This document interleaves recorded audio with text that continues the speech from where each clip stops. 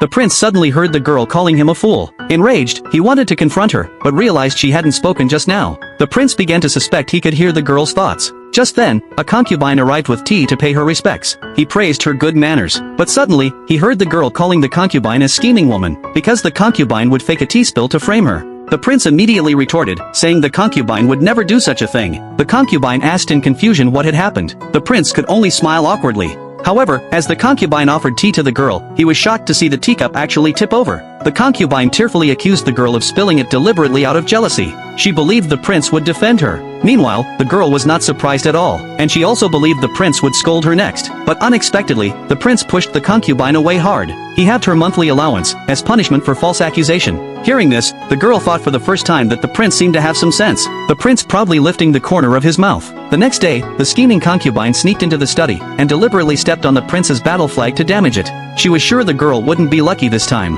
Soon, a maid summoned the girl to go to the study on the prince's behalf. The girl realized another frame-up was coming, but since she couldn't go against the original plot, she had to go and play along. Upon arrival, she saw the tattered flag on the ground. The scheming concubine hurried over with the prince. She shouted dramatically that it was the prince's most cherished flag, stained with the blood of his soldiers. But now it had been destroyed by the girl. The girl rolled her eyes and didn't bother to play along with her. Seeing this, the prince squatted down to check the flag, and soon found footprints marked with red soil. He stated that the girl's courtyard had only black soil, while the concubines had red. The concubine immediately argued that the girl had planted the red soil to frame her, but the prince decided to compare the footprints on the spot. Realizing her plan had failed completely, the concubine broke down and begged for mercy. However, the girl was deeply confused. Why had the foolish prince suddenly become so smart? Just the day before, the girl had been excitedly writing her own novel. As she reached the scene where the villainess forces the prince into marriage, she suddenly transmigrated into the novel world. The prince was staring at her with disgust, swearing he would never consummate the marriage. Seeing this,